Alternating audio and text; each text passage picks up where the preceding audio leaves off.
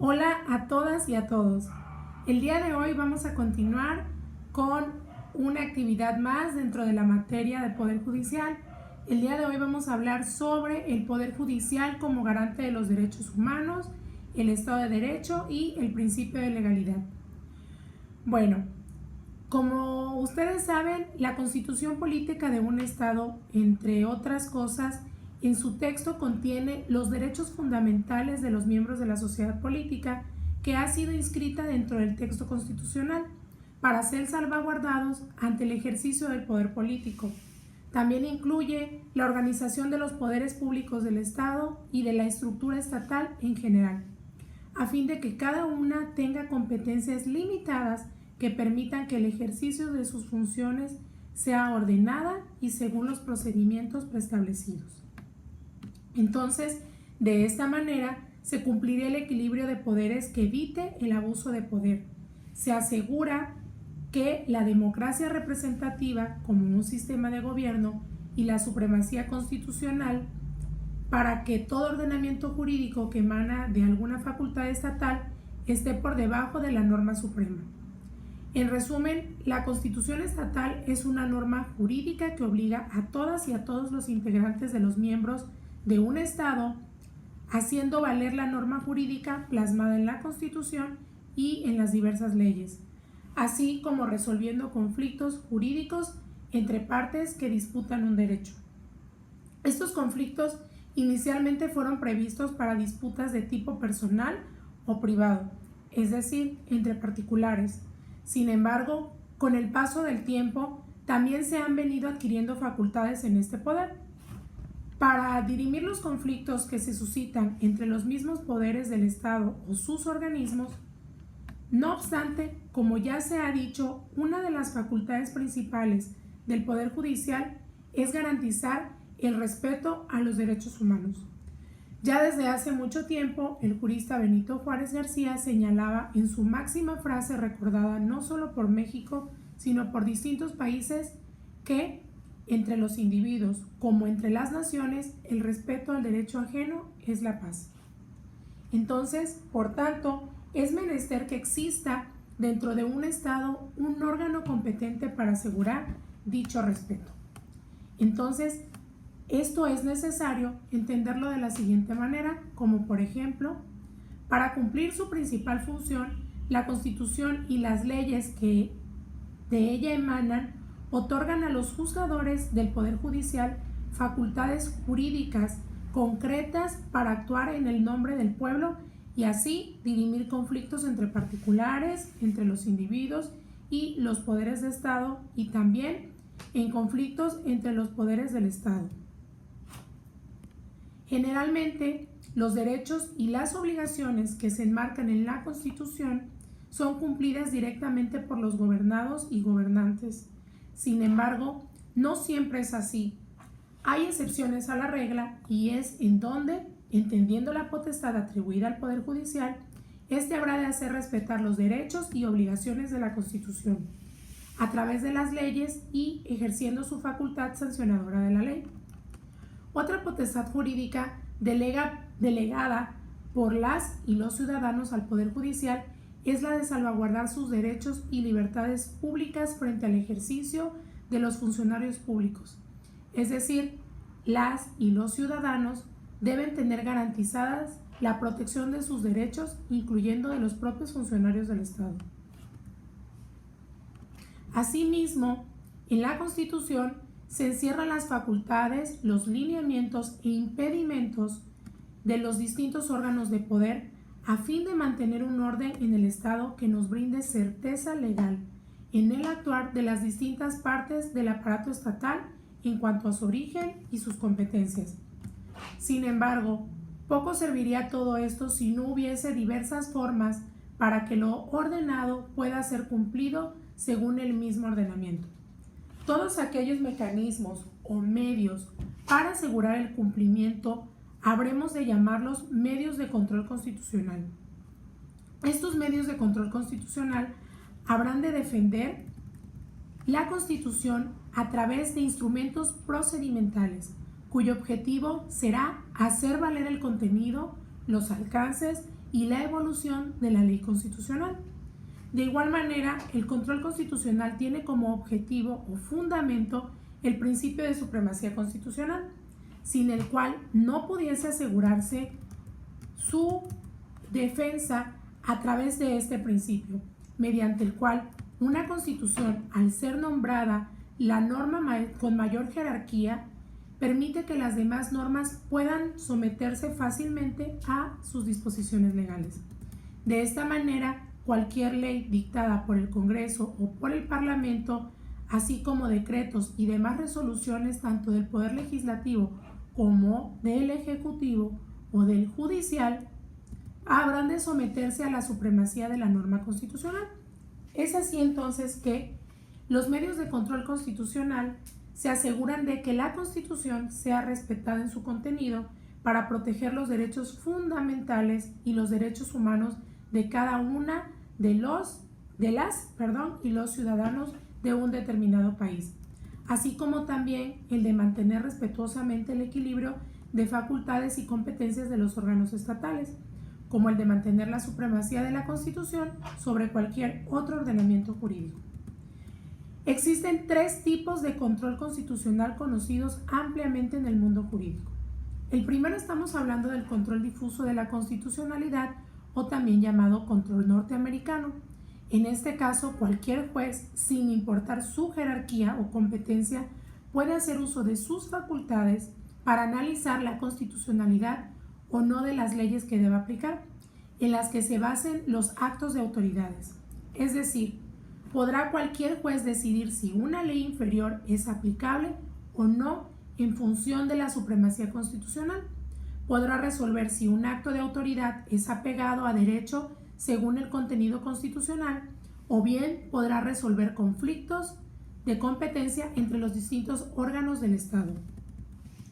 El otro tipo es llamado control concentrado o control europeo o control austriaco. Este tipo de control básicamente redunda en que todas aquellas cuestiones de constitucionalidad tienen que ser resueltas por un órgano jurisdiccional especializado para ello, el cual tendrá la encomienda exclusivamente de dicha función. Así, de esta manera, tendremos tribunales especializados que realizarán un control abstracto de la constitucionalidad, a diferencia de lo que ocurre con el control difuso de las sentencias de los tribunales constitucionales. Dentro del control concentrado, tendrán efectos generales o erga omnes y no solamente aplicables para el caso concreto. Finalmente, existe un tercer modelo de control al cual lógicamente se le denomina mixto, caracterizado fundamentalmente por mantener características propias de los dos tipos de control constitucional previamente abordados. Es decir, existe dentro de este tipo de control una Corte Constitucional o tribunal especializado en dicha materia que actuará con la finalidad de defender el orden constitucional y las demás atribuciones conferidas por la norma suprema, y sus sentencias tendrán efectos generales. Pero también, por otra parte, habrá un sistema complementario de tribunales o jueces que podrán realizar un control difuso e inaplicar una ley en el caso concreto por ser contraria al control constitucional. Ya con todo lo anteriormente abordado, se cumple el binomio necesario para el buen funcionamiento de cualquier sociedad, es decir, la conjunción de un Estado con el derecho, porque sabemos que el Estado necesita un sistema normativo que le dé legitimidad y encuadre de actuación. Dicho esto, no está de más recordar que el Estado, desde su nacimiento, ha sido regido por el derecho y seguirá siendo sostenido por este mismo, con el paso del tiempo. De esta manera es que conocemos la configuración del Estado moderno o Estado de Derecho, como es denominado por diversos autores. El Estado de Derecho no es más que un hecho jurídico, político y social de que la comunidad política viva de acuerdo a sus leyes vigentes, es decir, a su derecho positivo. Pueden ser ubicados 4 elementos necesarios para que exista realmente un Estado de Derecho. El primero de ellos es el imperio de las leyes, es decir, que la ley se sobreponga como expresión máxima de la voluntad general. Como segundo, tenemos el elemento de la división de poderes, es decir, encontrar el poder político dividido en el poder legislativo, ejecutivo y otro judicial. También un tercer elemento que será la legalidad de la administración, el cual redundará en que todos los actos de autoridad se ceñirán a los dictados de la ley. Y por último, tenemos un cuarto, como bien dije, el cuarto elemento, el de derechos y libertades fundamentales garantizadas dentro de un marco jurídico formal.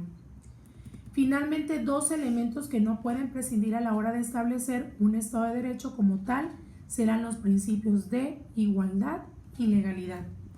Se ha dicho, por ejemplo, que el Poder Judicial mantendrá el orden constitucional vigente, permitiendo la salvaguarda de los derechos de las gobernadas y los gobernados, y también podrá dirimir conflictos entre particulares y el Estado y entre los órganos del Estado. Pero ¿qué sería de lo anterior si sus facultades fuesen aplicables, siendo un principio que asegure que sus resoluciones, por ejemplo, se sometan independientemente de quien sea por su posición social o estatus económico, en condiciones de igualdad entre los miembros de la sociedad? Abordemos 3 ejemplos de cómo el principio de legalidad deben ser abordados por cada uno de los 3 poderes del Estado. En el caso del Poder Ejecutivo, las acciones y políticas públicas que emanen de este, en sentido de mejorar las condiciones de la población, deberán atender el principio de legalidad al someter sus alcances por igual a todos los integrantes de la sociedad. En el caso del Poder Legislativo, tendrá que hacerse el mismo razonamiento lógico, jurídico, al crear leyes que vayan en sentido de aplicarse de forma igualitaria de entre los miembros de la sociedad. Es decir, no habrá de someterse leyes específicas a un determinado grupo social con efectos negativos, solo en casos en donde se busque equitativamente impulsar un sector de la sociedad para alcanzar la igualdad, es cuando podrán disponerse de legislaturas particulares. Y por último, en el caso del Poder Judicial, las sentencias que éste emita tendrán que ser obligatoriamente fundamentadas y motivadas, siempre bajo el principio de legalidad, asumiendo que no habrá nadie por encima de nadie. No importa si se es rico o pobre, si se es letrado o analfabeto, todas las personas tendrán los mismos derechos y las mismas obligaciones. Y las sanciones tendrán que ser incluso sometidas bajo el estímulo de preservar la igualdad entre los integrantes de la sociedad. Respecto a la legalidad como principio y su significado jurídico más aceptado, instituye que todo acto de los órganos del Estado deberá de hallarse fundamentado y motivado por el derecho positivo, es decir, por normas vigentes. Si lo expresamos de otra forma, el principio de legalidad insta a la sujeción de los órganos estatales al derecho.